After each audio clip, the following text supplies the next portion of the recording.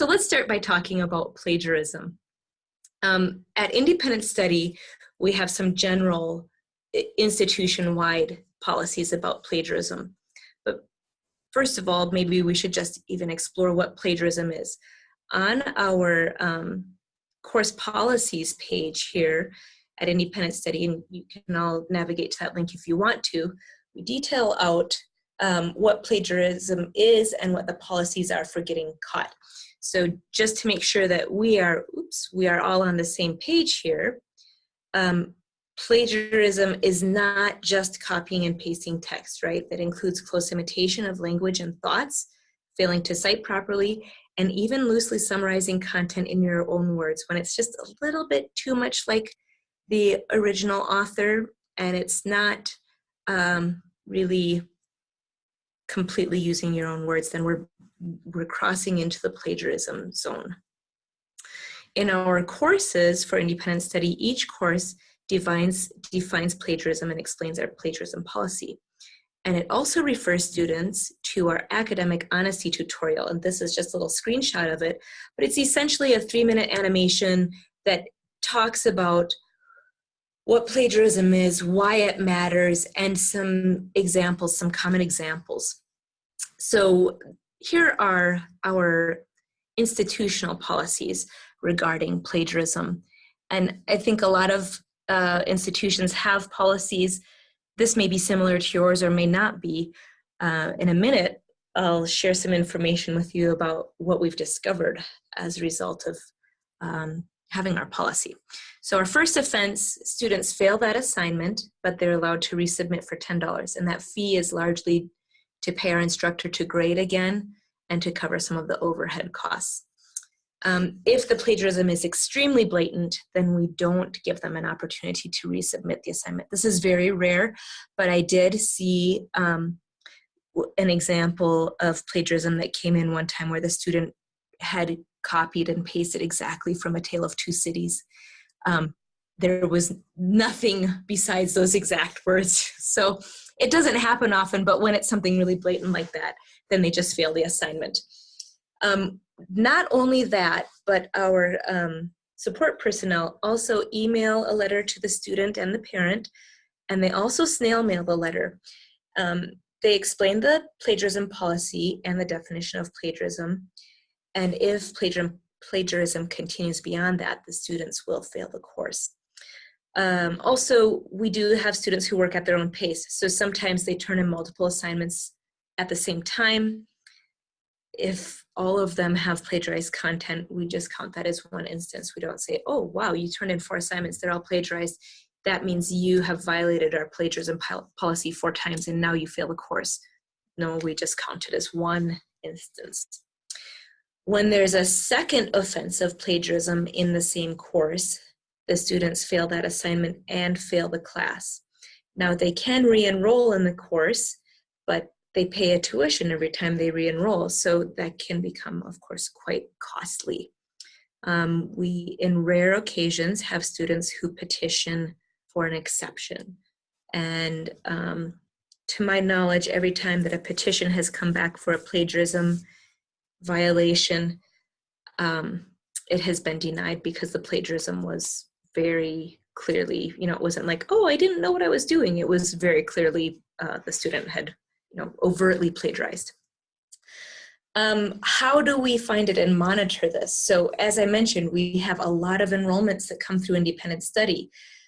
Most universities probably don't experience that kind of volume of enrollments. So for us, it was really a scalability issue. We've implemented Turnitin software now we have it actually in all of our English courses. We've just completed that. And we also, in our training for instructors for our online courses, we familiarize them with some of the common websites that students use to plagiarize, and that kind of helps them watch for plagiarism. So Course Hero is a common one, Quizlet, SparkNotes, Yahoo Answers, Google Translate for language courses. But when the instructors get familiar with these websites, they can see things that have been posted on there. In fact, they even have things for BYU Independent Study courses that have been posted on some of these sites. So when the instructors are familiar with that, then if they see it up in their course or in a student submission, then obviously that helps them kind of be more proactive. They also watch for writing style changes, and they check Google for copy and paste type stuff. We're also starting to use Turnitin actually as a proactive measure. So I don't know how many of you are familiar with Turnitin, but essentially a student uploads their essay or whatever, and Turnitin runs a plagiarism check and then returns a report to the instructor. Historically, we've used Turnitin to catch instances of plagiarism. Now we're implementing it so that students can actually run their essay through Turnitin before they submit their assignment. So as a proactive educational measure, we've begun piloting that application of Turnitin in 3 of our English courses.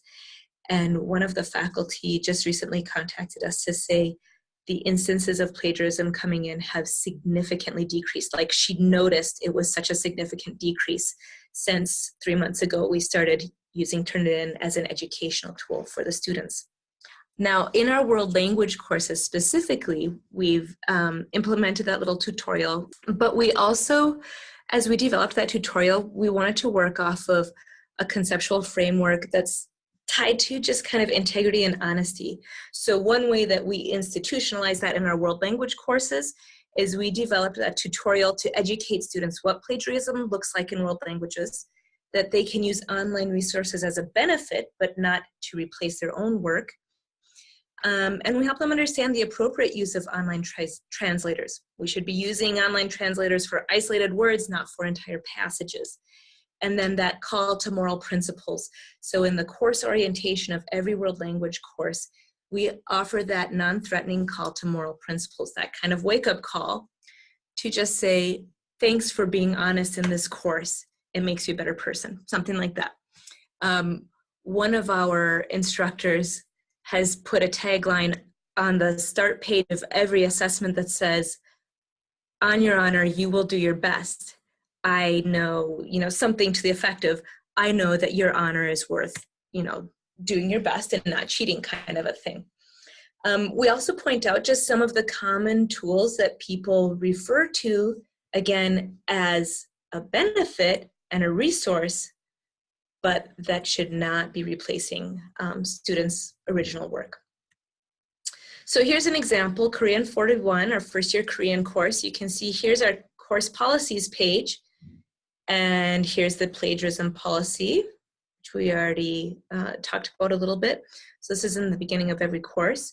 And in this course introduction is where they talk about that moral wake-up call. So does it make a difference? All of these policies and this kind of proactive approach with Turnitin and our little plagiarism tutorial.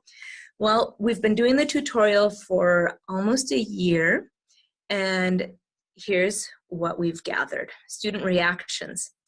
When they got their first warning, a lot of times the reaction was they thought plagiarism was only copying and pasting direct text. Once it was explained, almost all of our students have opted to redo the assignment. Repeat offenses, there have been very few in the same course after the first warning. Parent reactions.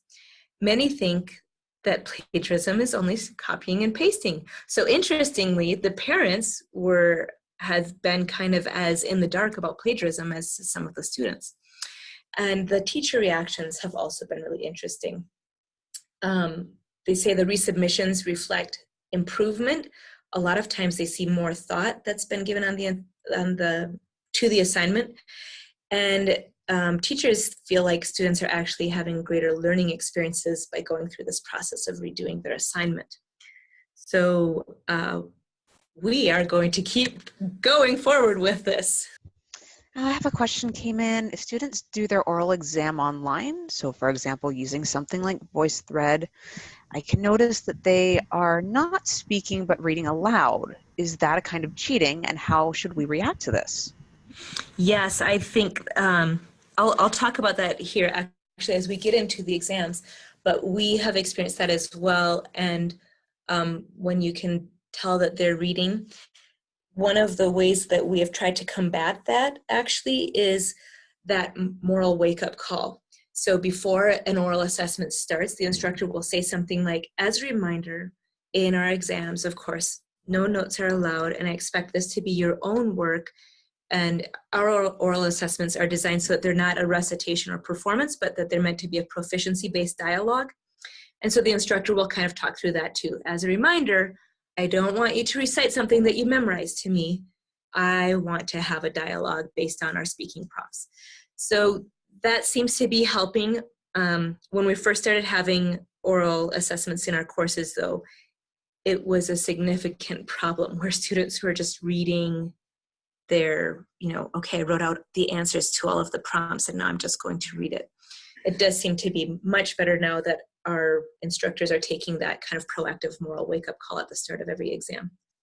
So let's talk a little about exams. As you know, cheating happens. It happens in the classroom, and it definitely happens online too.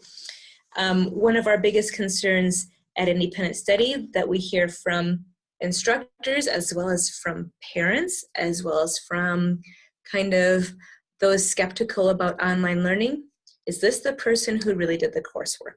How do we know? How do we verify that? Well, in our language courses, we have formative oral assessments that take place one-on-one. So before the final exam, but throughout the course. And in those formative assessments, live web conferencing software is used. The student has to turn on their webcam and show their ID with their name. So as they're taking these formative assessments, they're learning that their identity matters, right? And instructors can tell right away if, oh, they're acing all of their written assignments, but they're doing horribly in their oral assignment, something's amiss here, right? Independent Study has a policy for final exams that is designed to help address the question of, is this the person who did the coursework? So a high stakes written final exam or final project is required in every course, and the exams are proctored and students must provide proof of identity.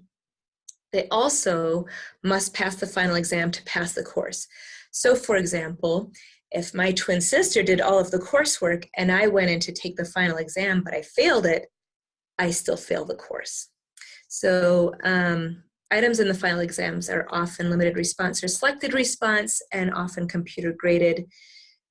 However, we have in our language courses, many of our language courses have short answer or free response questions, and the instructors find that they can often catch cheating in the written exam just because the students don't demonstrate the same output as they might have, or as the person taking the course might have during the course.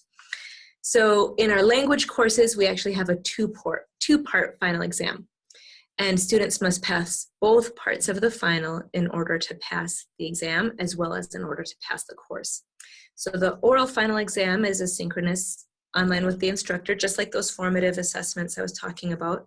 Students must show their ID and enable their webcam, and then the instructor acts as the proctor, so they're responsible for ensuring academic honesty during the oral exam. And then the written exam is scheduled and is in person with a certified proctor.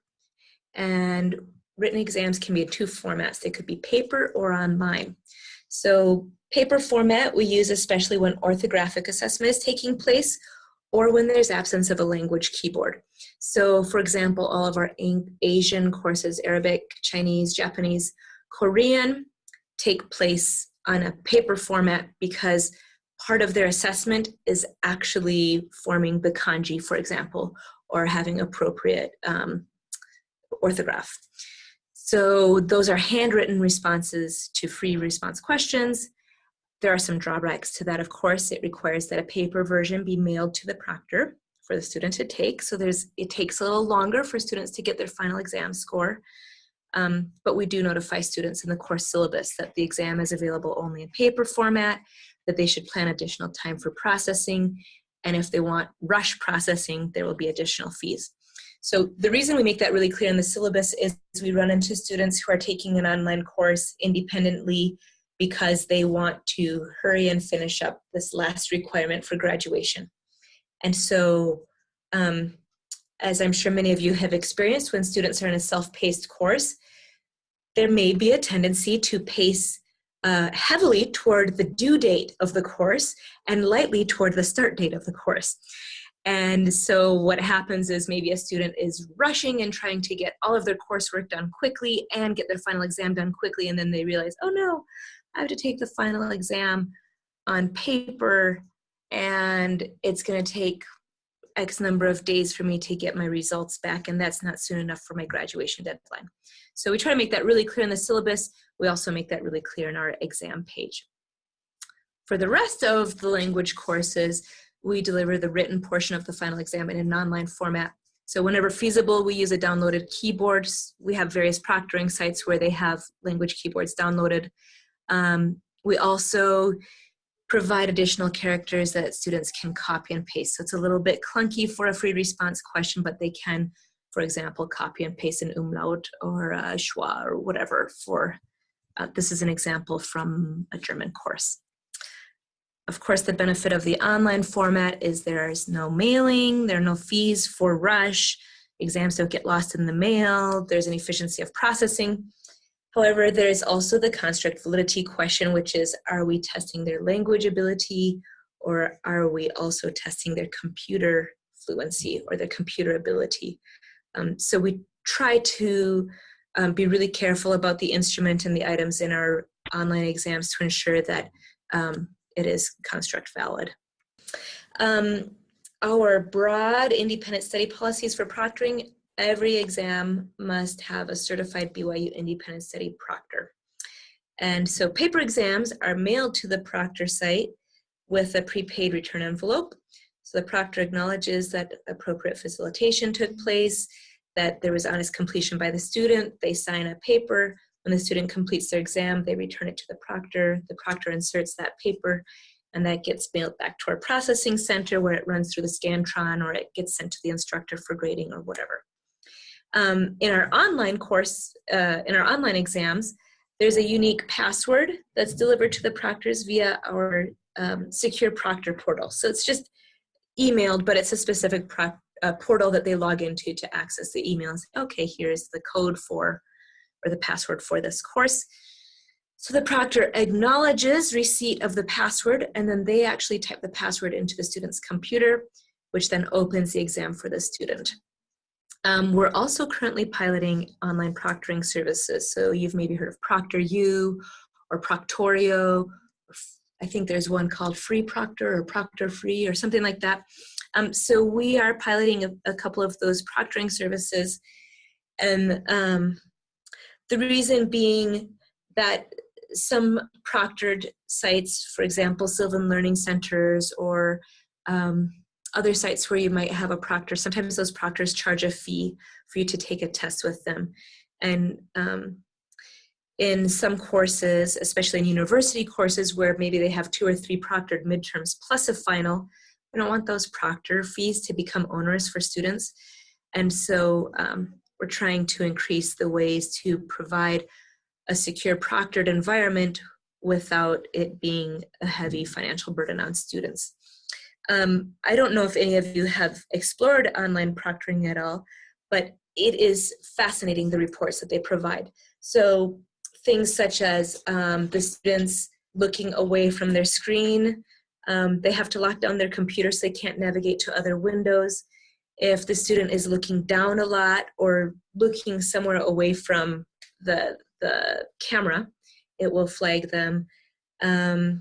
If there are significant delays in the student response, it will flag them. So I think there are a set of, I don't even remember how many criteria, several criteria. And with the proctoring service, you can go in and say, yes, we want to flag for these criteria. And it's checkboxes, yes or no, for I don't want to flag if the student looks away from the camera, but I do want to flag if the student tries to open another window. Or I don't want to flag if the student pauses for a long time, but I do want a flag if the student looks away from the screen or whatever it might be. The student also has to, with the online proctoring service, the student has to show, their camera has to show around the room and the area directly surrounding the student. So you can see like there's not a person right there reading the answers to them, or whatever it might be.